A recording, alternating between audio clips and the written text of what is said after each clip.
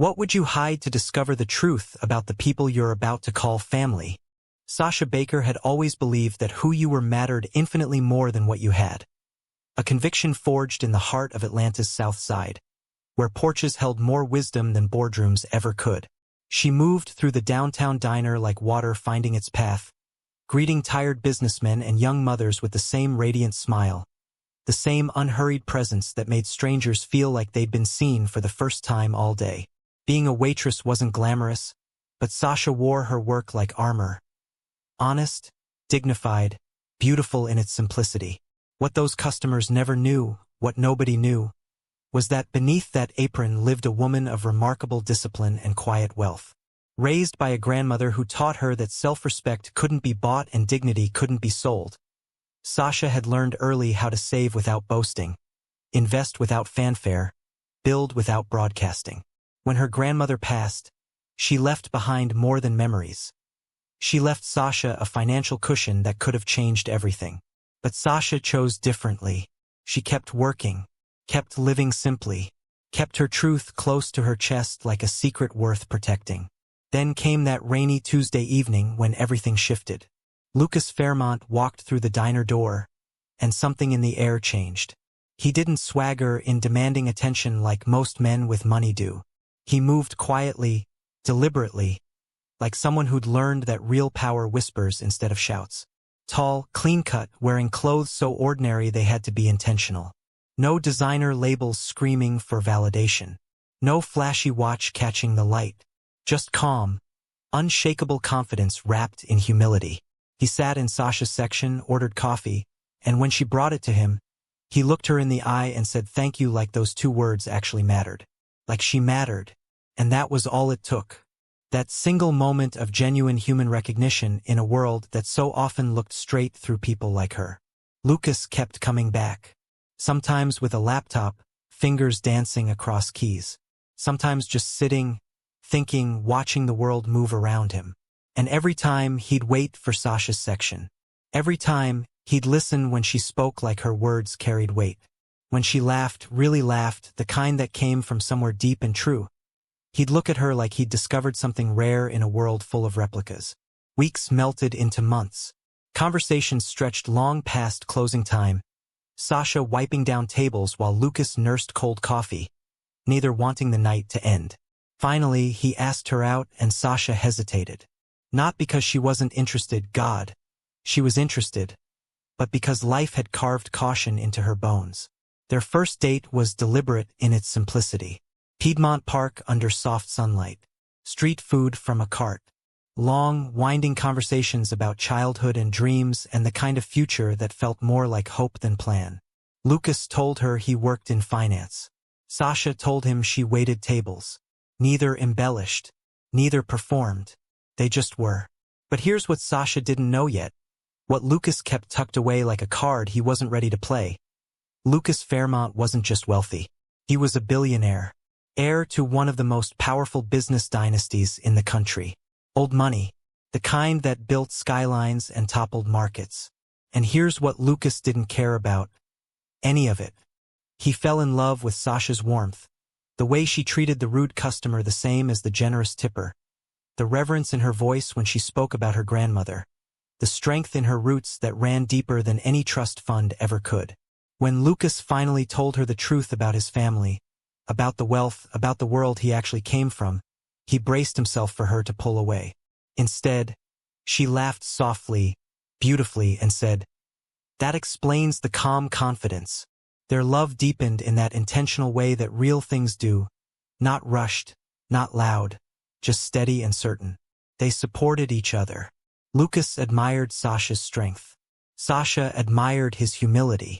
When he proposed one evening on her apartment balcony, city lights painting the sky behind them like a promise, she said yes without a single hesitation. But there was something waiting in the shadows of that joy. Something Sasha could feel pressing against her chest every time she thought about it.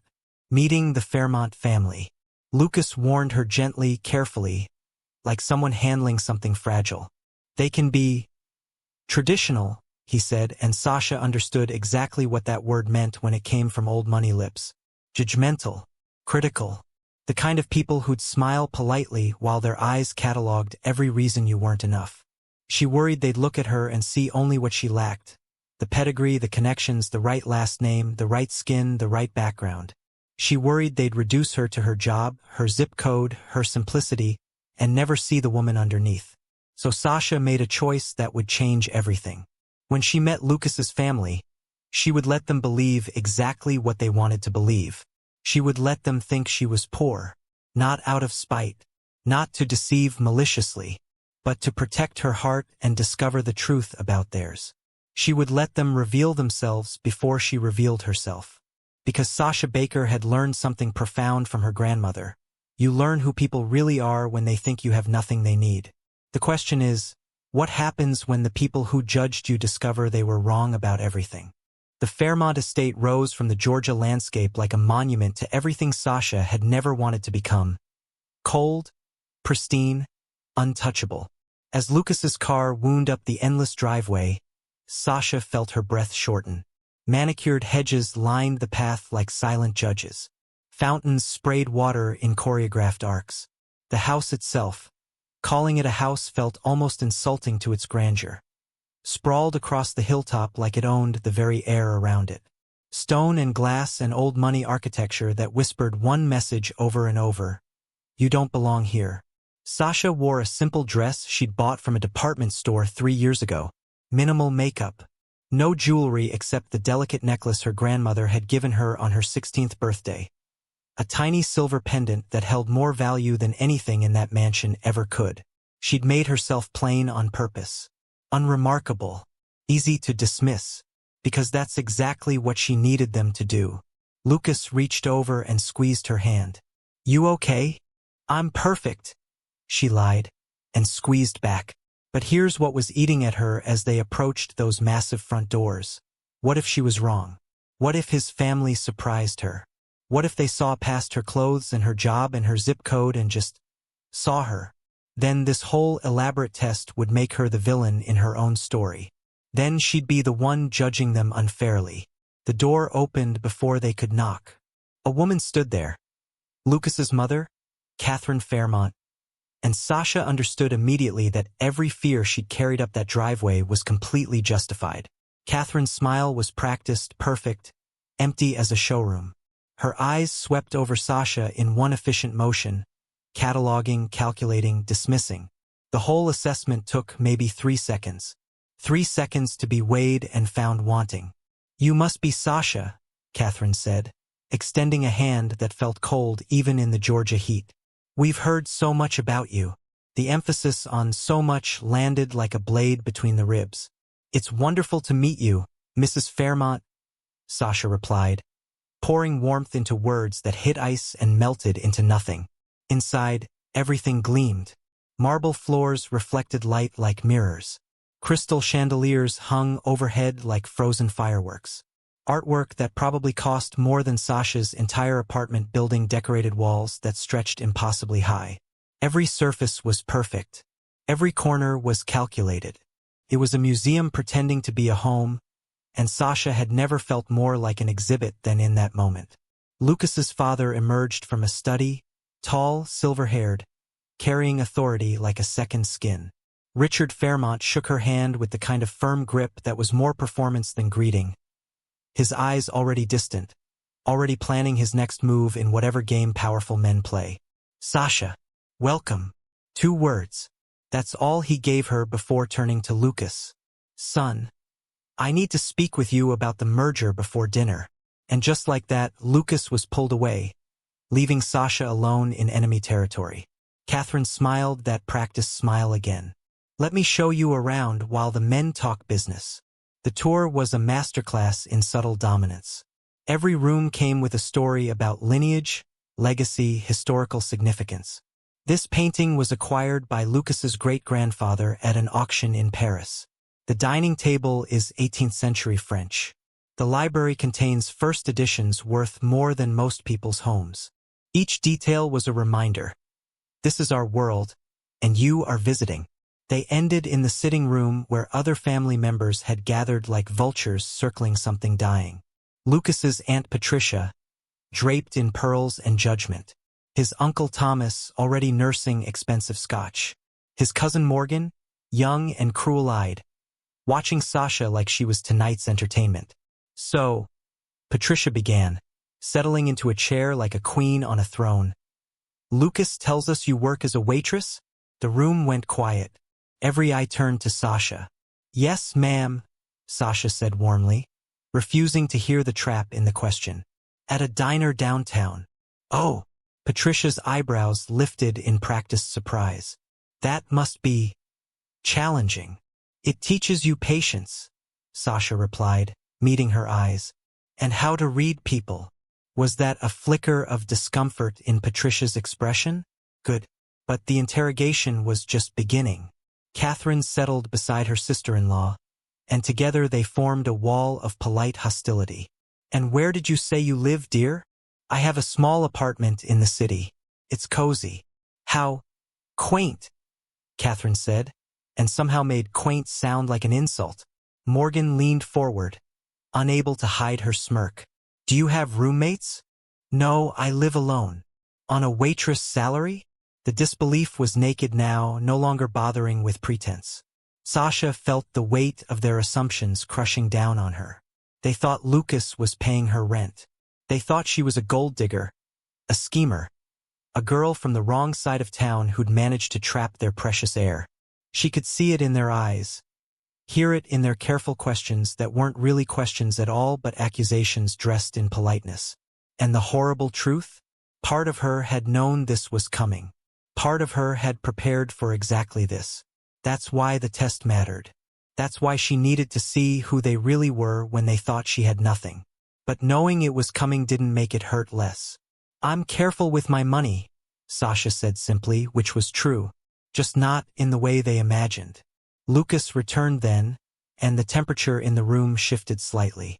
He sat beside Sasha, his hand finding hers immediately, and she felt some of the tension leave her shoulders.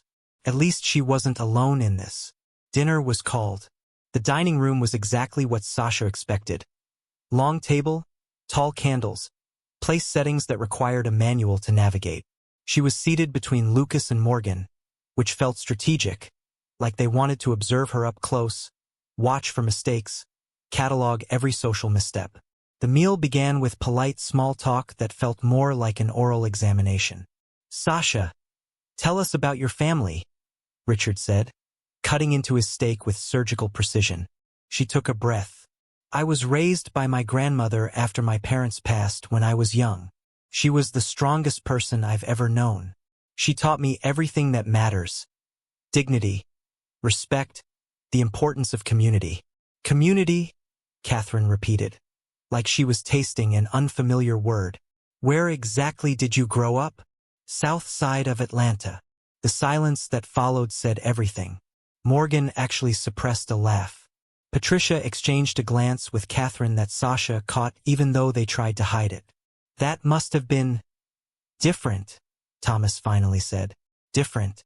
There was that word again, standing in for all the things they really wanted to say but were too polished to voice. Sasha felt something hardening in her chest, but she kept her voice soft. It was home, the kind where neighbors look out for each other, where elders sit on porches and share wisdom, where people matter more than property values. How poetic, Morgan said, and there was nothing kind in her tone. Lucas's grip on Sasha's hand tightened under the table.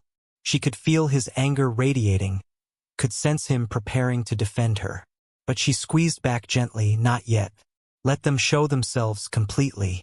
The questions kept coming, each one designed to highlight the distance between Sasha's world and theirs.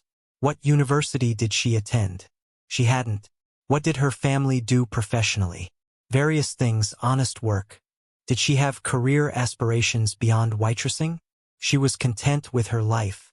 Each answer seemed to confirm something for them, cement their assumptions deeper. Then Patricia delivered the killing blow. She set down her wine glass with deliberate precision and looked directly at Sasha with eyes that held no warmth whatsoever. Well, love is a wonderful thing, truly. But marriage. She paused, letting the word hang in the air like smoke. Marriage is practical. It's about partnership, compatibility, shared values and backgrounds. It's about building a life that makes sense. The implication was crystal clear. You and Lucas don't make sense. Sasha felt the words land like stones in her stomach. Lucas went rigid beside her. "Aunt Patricia," he started, voice tight with barely controlled fury. "I'm simply being realistic, darling," Patricia continued, looking at him now with practiced concern. "The heart wants what it wants, but that doesn't mean we should ignore practical considerations. You have responsibilities, Lucas, a legacy to uphold, expectations to meet." "My only responsibility is to be happy," Lucas said, his voice dangerous now. "And Sasha makes me happier than anyone I've ever known. For now," Patricia said softly, and those two words carried more venom than a speech ever could. Catherine stepped in, ever the diplomat, ever the manipulator. "What Patricia means is that we want what's best for you, Lucas. We're simply concerned about the adjustments that would need to be made, the differences that would need to be navigated." "You mean you're concerned that she's not rich?" Lucas said flatly, abandoning all pretense. The table went silent. Richard cleared his throat. "That's not what anyone is saying, isn't it?" Lucas turned to his father. "Isn't that exactly what everyone's been saying all night without saying it?" Sasha touched his arm gently. "It's okay." "It's not okay," Lucas said, looking at her with such fierce protectiveness that her heart ached. None of this is okay. But Sasha knew something the rest of them didn't. This was exactly what she'd needed to see. Their true faces, their real values, the hierarchy they worshipped and the judgments they passed on people they decided weren't worth knowing. She stayed kind through the rest of dinner. Graceful. She never raised her voice, never defended herself with anger, never gave them the satisfaction of seeing her break. Her grandmother had taught her better than that. Dignity, she'd always said, is what you keep when everyone else loses theirs. The evening ended with cool goodbyes and promises to do this again soon, that everyone knew were lies. In the car driving away, Lucas was furious. "I'm so sorry. God, Sasha, I'm so sorry. They had no right. I needed to see it," Sasha said quietly, watching the estate disappear in the side mirror. "See what? Who they are when they think someone has nothing." Lucas looked at her, something shifting in his expression. "You're not nothing. You're everything." She smiled sadly. "I know that. You know that. But they don't. And that tells me everything I need to know about them." But here's what Sasha didn't say out loud, what she carried home in the quiet spaces of her heart. It had hurt. God, it had hurt more than she'd expected. Being looked at like something lesser, something unfortunate, something that needed to be managed or removed. She'd prepared herself for judgment, but preparation doesn't make the blade less sharp. That night, alone in her apartment, she sat on her balcony overlooking the city and wondered if she'd made a mistake. Not about the test had worked exactly as intended, but about saying yes to this life, this world, these people who would always see her as an outsider. Days turned into weeks and the distance grew. No more invitations came from the Fairmont estate. No calls. No attempts to bridge the gap. It was like Sasha had been classified, filed away, dismissed as a temporary problem that would eventually solve itself. They were waiting, she realized, waiting for Lucas to come to his senses, waiting for this phase to end. Lucas noticed. How could he not? His family's absence was loud as thunder. "They'll come around," he said one evening, but even he didn't sound convinced. "Will they?" Sasha asked. "Or will you eventually have to choose?" The question hung between them like a challenge neither wanted to face. But life, as it tends to do, had other plans. 3 weeks after that disastrous dinner, Lucas's business partner was hosting a charity fundraiser at the Four Seasons. Black tie event. Silent auction. The kind of evening where Atlanta's wealthy gathered to feel good about themselves while writing tax-deductible checks. Lucas asked Sasha to come as his date, and she agreed, though part of her dreaded walking into another room full of people who'd look at her and see only what she lacked. She wore a simple black dress, elegant but unremarkable. Let them think it was borrowed or rented or the only nice thing she owned. Let them make their assumptions. The ballroom was exactly what she expected. Crystal and champagne and people in clothes that cost more than most people's monthly rent. Lucas held her hand, introduced her to colleagues and friends, and Sasha smiled and made small talk and played the part they expected her to play. What she didn't expect was to see her name. The fundraiser was supporting several local charities, and one of them was a youth mentorship program Sasha had been anonymously funding for 3 years. She'd started it after her grandmother died, wanting to honor her memory by helping kids from neighborhoods like the one she'd grown up in. Kids who needed to know that their zip code didn't determine their worth. Sasha had specifically requested anonymity. No recognition, no publicity, just the work. But tonight, the organization had decided to honor their major donors. A slideshow played on screens around the room, names appearing in elegant script alongside the amounts they'd contributed. And there it was, Sasha Baker, founding patron, $250,000. Sasha's heart stopped. Across the room, she saw Catherine Fairmont freeze, champagne glass halfway to her lips, staring at the screen like it had personally betrayed her. Lucas looked at Sasha with wide eyes. You funded this? Anonymously, Sasha whispered. It was supposed to be anonymous, but the damage, or perhaps the revelation, was already done. Catherine was moving toward them now, Richard following, confusion written across both their faces. Other guests were looking at Sasha differently now, recognition dawning, social calculations recalibrating. Sasha? Catherine said when she reached them, and for the first time, there was something other than dismissal in her voice. That's a significant contribution. It matters to me, Sasha said simply. Richard was studying her like she was a puzzle that had suddenly revealed new pieces. How does a waitress donate $250,000 to charity? And there it was, the question that would crack everything open. Sasha could have lied, could have deflected, could have kept her secrets wrapped tight. But she was tired of being judged, tired of the test, tired of protecting people who hadn't earned protection. The same way a waitress lives alone in the city, drives a reliable car, and saves for the future, Sasha said calmly. By being disciplined, by being smart with money, by having resources people assumed I didn't have because they couldn't imagine a world where someone like me had anything worth counting. Catherine's face went pale, but Sasha wasn't done. When my grandmother died, she left me money. Not a fortune, but enough. I invested it carefully. I saved. I built something steady. And I chose to keep working at the diner because I love it, because it keeps me connected to real people, because a job doesn't define your worth. It's just something you do. The silence around them was deafening. You let us think, Richard started. I let you show me who you are, Sasha interrupted, and her voice was still kind, but now it carried steel. I let you reveal your values, your priorities, what you really cared about.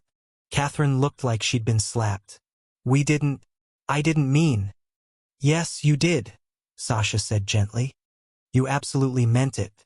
Every judgment, every assumption, every dismissal. You meant all of it. Lucas was staring at Sasha with something like awe. But this story wasn't over yet. Not by a long shot. Because Catherine Fairmont was the kind of woman who didn't accept revelations without investigation. The kind who needed to know everything, control everything, understand everything. Over the next few days, she dug deeper. What she found shook the foundation of every assumption she'd built about the girl her son wanted to marry. Sasha didn't just have money. She had investments, property, a portfolio that would make most financial advisors nod with approval. She'd funded not just the youth mentorship program but scholarships, food banks, community centers, always anonymously, always quietly, always in neighborhoods that looked like the one she'd grown up in. She wasn't a gold digger. She was a philanthropist. She wasn't climbing the social ladder. She was building ladders for others. She wasn't trying to access their wealth. She had her own. And more than that, more important than the money, Sasha had been giving while they'd been judging. Serving while they'd been dismissing. Building while they'd been busy protecting their precious legacy from a threat that had never existed. Catherine sat in her study, staring at the evidence of her own blindness, and felt something she hadn't felt in years. Shame. Deep, burning, undeniable shame. She taught her son about legacy, about responsibility, about maintaining standards. But she'd never taught him about seeing people, about looking past surfaces, about recognizing value that didn't come with the right last name or the right address. Sasha had tested them, yes, but they had failed spectacularly. Richard found his wife there, papers spread across her desk, tears she'd never admit to crying drying on her cheeks. "We need to fix this," Catherine said. "Can we?" Richard asked. And that was the question, wasn't it? Could you fix this kind of wound? Could you apologize for seeing someone as less than? Could you rebuild a bridge you'd burned before it was ever fully built? Catherine picked up her phone, put it down, picked it up again. Finally, she made a call. "Sasha," she said when the young woman answered, and her voice shook in ways that voices like Catherine Fairmont's were never supposed to shake. "We need to talk. All of us. As a family." There was a long pause. "Why?" Sasha asked, and the question was fair, so fair it hurt. "Because I need to apologize," Catherine said. "Because we all do. Because I need you to know that I see you now. Really see you. And I'm ashamed it took this long." Another pause. Longer this time. "Dinner," Sasha finally said. "At your home. This Saturday." "We'll be ready," Catherine promised. But as she hung up the phone, she wondered, would they be? Could you ever really be ready to face the truth about who you'd been? About what you'd valued? About the judgments you'd passed that said more about you than they ever did about the person you were judging? Saturday was coming. And this time, when Sasha Baker walked through the doors of the Fairmont estate, everything would be different. The question was, would different be enough? Saturday arrived carrying the weight of reckoning. Sasha stood in front of her mirror, fingers smoothing down the fabric of her dress. A different dress this time, still simple but chosen with intention rather than strategy. No more pretending, no more tests. Tonight would be about truth, and truth required showing up as exactly who she was. The question pressing against her chest as she fastened her grandmother's necklace wasn't whether the Fairmonts had changed, but whether change that came from being caught rather than genuine reflection could ever really mean anything at all. Lucas picked her up at 7, and the drive to the estate felt nothing like that first visit. The silence between them wasn't uncomfortable but contemplative, both of them understanding that whatever happened tonight would set the course for everything that followed. He reached for her hand at a stoplight, brought it to his lips, kissed her knuckles gently. "Whatever happens," he said, "I'm with you. Always." "I know," Sasha replied, and she did know, had always known, that Lucas's love was never the question. It was everything around that love, all the people and expectations and legacies that came attached to it like anchors. The Fairmont estate looked different somehow, or maybe Sasha was different, seeing it now through eyes that had been tested and proven. The manicured hedges were still perfect, the fountains still choreographed, the architecture still imposing, but none of it intimidated her anymore because she understood something fundamental. These were just things, just possessions, just elaborate decorations around lives that might be emptier than the people living them wanted to admit. The door opened before they reached it. Catherine stood there, and the change in her was immediate and unmistakable. No practiced smile this time, no cool assessment, just raw vulnerability in a woman who'd probably spent decades building walls against exactly that kind of exposure. She looked older somehow, stripped of the armor that wealth and social position provided. "Sasha," she said, and the name came out like an apology all on its own. "Thank you for coming." Inside, the house felt different too. Still grand, still overwhelming in its opulence. But the family gathered in the sitting room looked smaller somehow, more human, like they'd shed some invisible costume they'd been wearing. Richard stood when Sasha entered, a gesture of respect he hadn't offered before. Patricia was there, hands folded in her lap like a penitent child. Thomas nursed what looked like coffee instead of scotch. Even Morgan had lost that cruel glint in her eyes, replaced by something that might have been embarrassment. They were all waiting, all watching, all carrying the weight of their own reckoning. Catherine gestured to a chair, not the one from last time, positioned like she was on trial, but one that made Sasha part of the circle, equal, included. "Please sit," Can I get you anything? Wine? Coffee? Water? Water would be lovely. Thank you, Sasha said, and watched Catherine personally go to get it rather than calling for staff. A small gesture that spoke volumes. When everyone was settled, when the last excuse for delay had evaporated, Richard cleared his throat. But before he could speak, Catherine held up a hand. No, she said firmly. This needs to come from me first. She turned to Sasha, and in her eyes was something Sasha had never expected to see there. Genuine remorse that ran deeper than social embarrassment, deeper than being caught, all the way down to the bone. Sasha, I need to ask you something, and I need you to be honest with me even though I don't deserve your honesty. Catherine began, her voice steady but quiet. When you came to dinner that first night, when you let us believe you were struggling financially, did you know? Did you know we would judge you? The room held its breath. Sasha met Catherine's gaze without flinching. Yes. The word landed like a stone in still water, ripples spreading outward. I knew, Sasha continued, because I've been judged my whole life, by people who looked at my neighborhood, my skin, my job, my clothes, and decided they knew everything about me without knowing anything at all. I knew because that's what people do when they think someone has nothing. They assume that person is nothing. Catherine's eyes glistened. And you wanted to see if we were those people. I needed to know, Sasha said softly. Before I committed my life to this family, before I walked into this world permanently, I needed to know if I would spend the rest of my life being seen or being tolerated. If I would be loved for who I am or accepted despite who I am. Can you understand that? Yes, Catherine whispered. God help me. Yes, I can understand that. Patricia spoke up then, her voice smaller than Sasha had ever heard it. We failed your test. Spectacularly, Sasha agreed, but there was no cruelty in how she said it, just fact. Richard leaned forward, elbows on his knees, looking more like a man than a dynasty for the first time since Sasha had met him. When Catherine showed me what she'd found, your investments, your donations, your property holdings, all of it, my first reaction wasn't shame. It was anger. I was angry that you'd deceived us. Sasha felt Lucas tense beside her, but she touched his arm gently. Let him finish.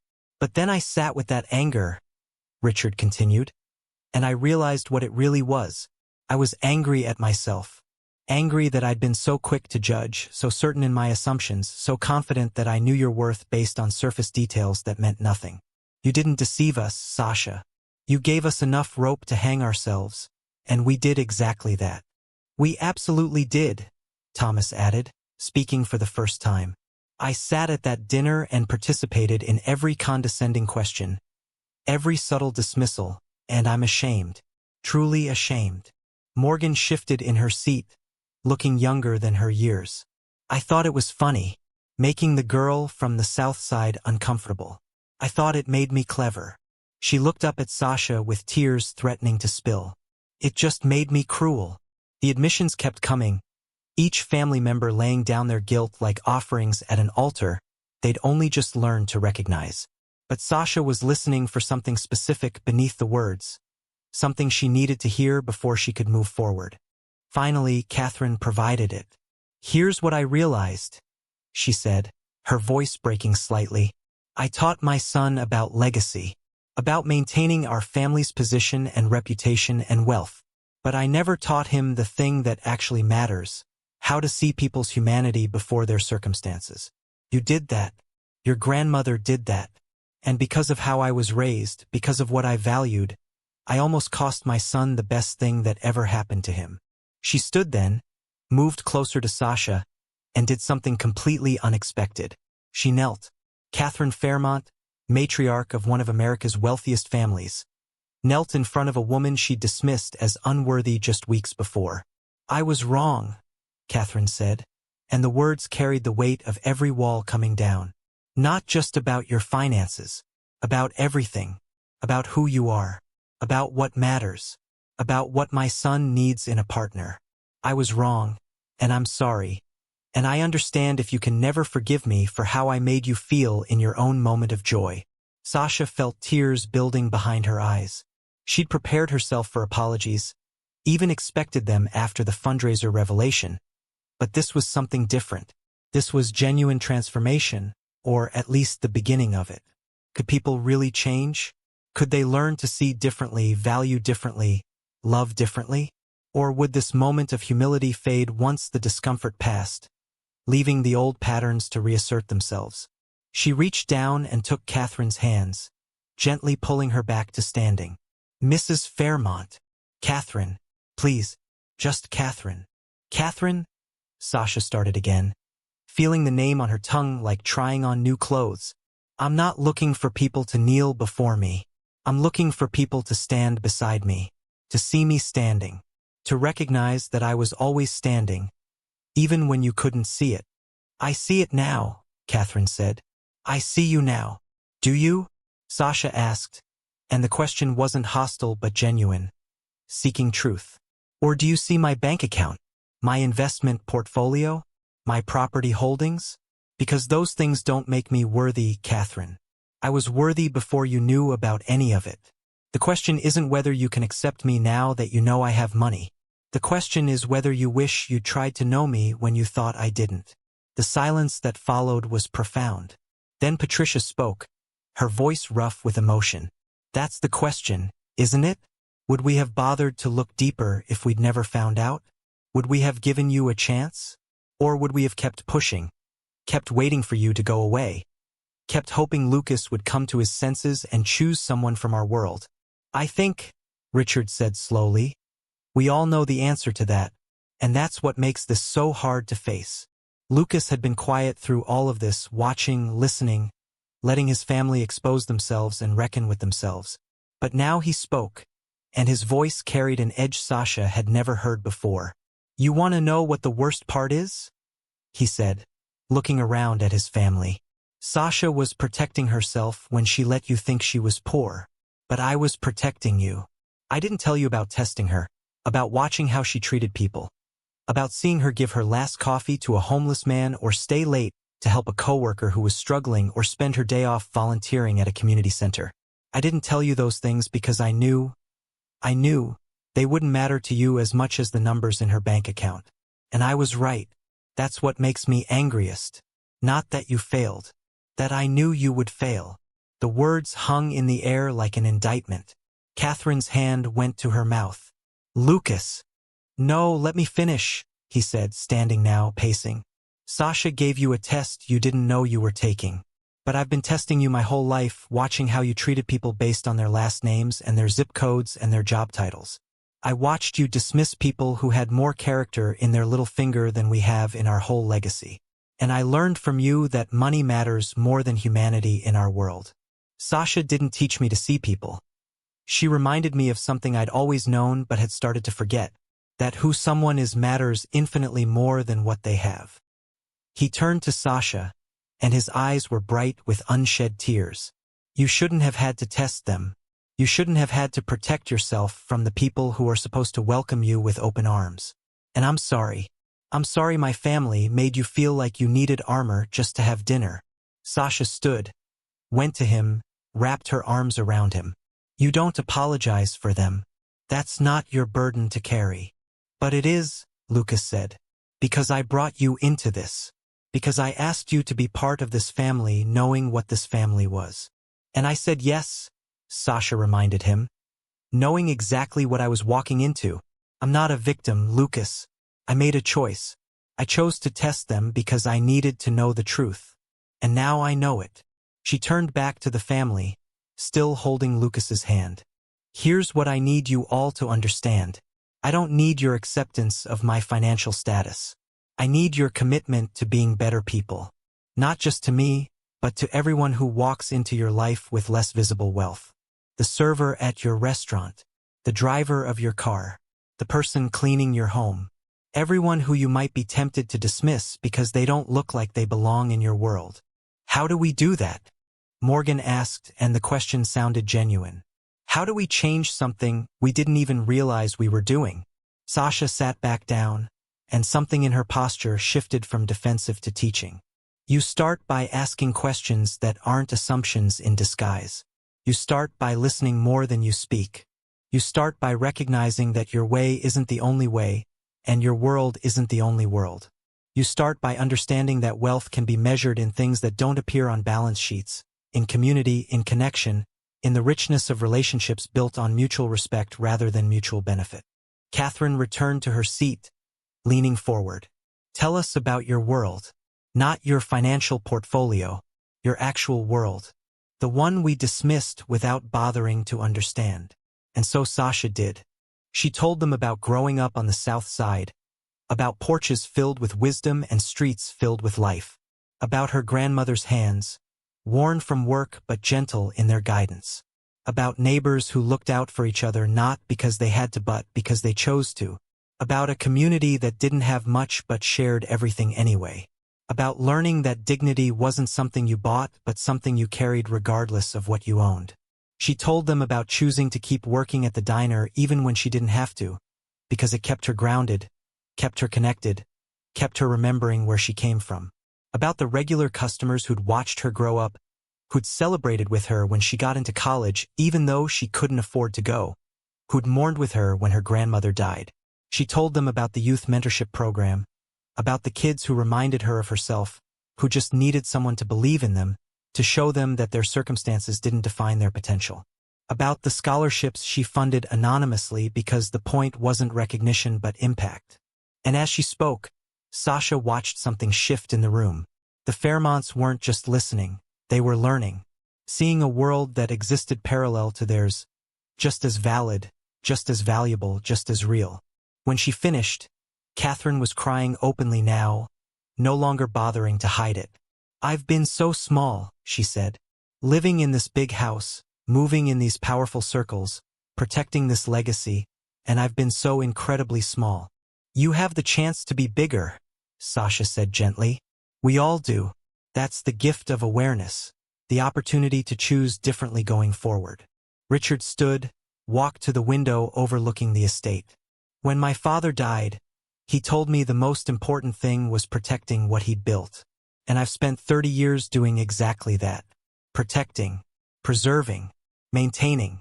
But I never asked if what he built was worth protecting, or if I should be building something new.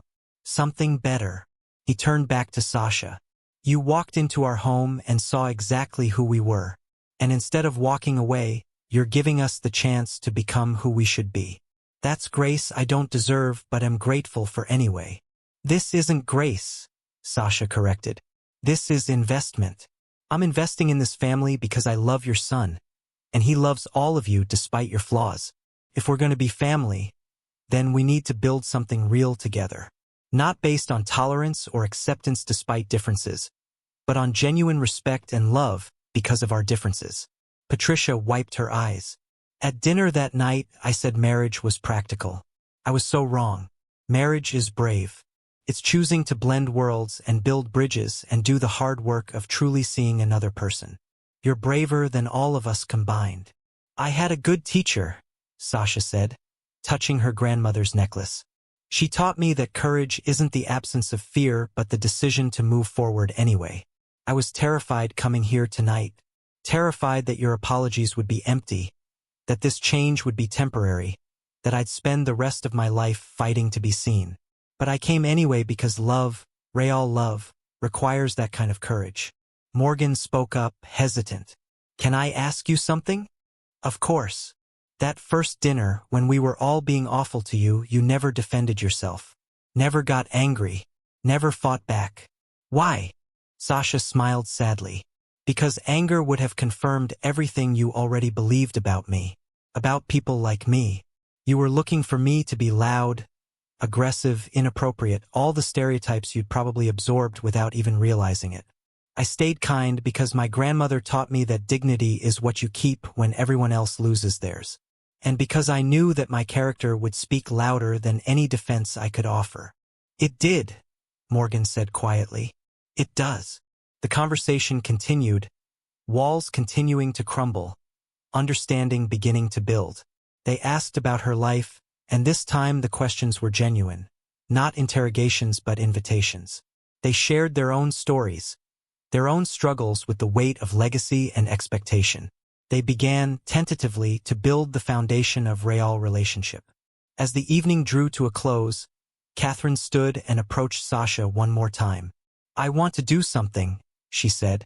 "I want to visit your world, the community center you volunteer at, the neighborhoods you grew up in, the diner where you work, not as an observer or a tourist, but as someone who wants to learn, someone who wants to understand.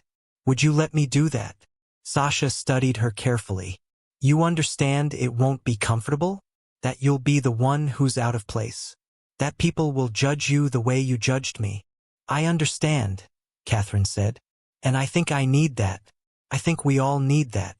"Then yes," Sasha agreed. "I'd be honored to show you my world." They embraced then, two women from completely different backgrounds finding common ground in the shared commitment to do better, be better, build better. The wedding came 3 months later. The Fairmonts had suggested their estate, their church, their social circle. But Lucas and Sasha chose differently. They held the ceremony at the community center where Sasha volunteered, the reception in the park where they'd had their first date, the guest list a beautiful collision of worlds. Sasha's neighbors came dressed in their Sunday best, bringing food they'd made themselves and joy that couldn't be purchased. The Fairmonts came with humility they were learning to wear, mixing with people they never would have spoken to before, discovering richness that had nothing to do with bank accounts. Catherine worked alongside Sasha's neighbors in the kitchen, learning to make mac and cheese the way Miss Johnson from down the street had perfected over decades. Richard sat on a folding chair talking to Mr. Williams about his 40 years working at the factory, actually listening, actually learning. Patricia danced with kids from the mentorship program, her pearls catching the light as she laughed genuinely for the first time in years. The worlds didn't just collide. They blended, creating something new and beautiful and real. When Lucas and Sasha exchanged vows, there wasn't a dry eye in the room. They promised to honor each other's backgrounds, challenge each other's assumptions, build bridges instead of walls.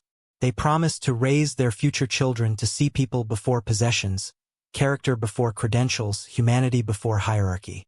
And as they kissed, sealing promises that mattered more than any contract, Sasha felt her grandmother's presence like a warm hand on her shoulder.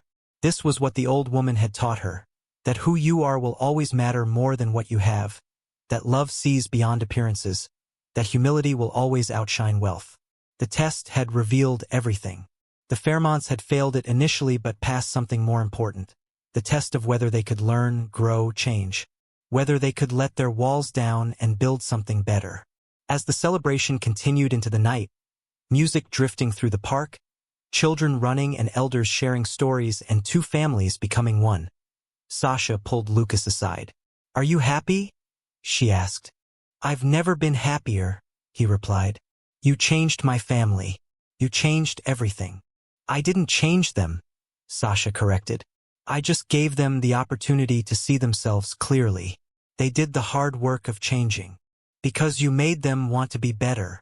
Sasha looked out at the celebration, at Catherine laughing with Miss Johnson, at Richard dancing with one of the scholarship kids, at Patricia helping serve food with joy on her face.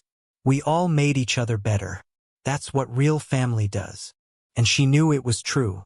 The pretense had revealed the truth. The test had taught the lesson. The risk had yielded the reward. Sasha Baker had walked into the Fairmont world wearing armor made of humility and wisdom, and she'd walked out having transformed not just a family but the very definition of what family could be. Because in the end, character had mattered more than status. Love had seen beyond appearances, and humility had absolutely outshined wealth, just like her grandmother always said it would.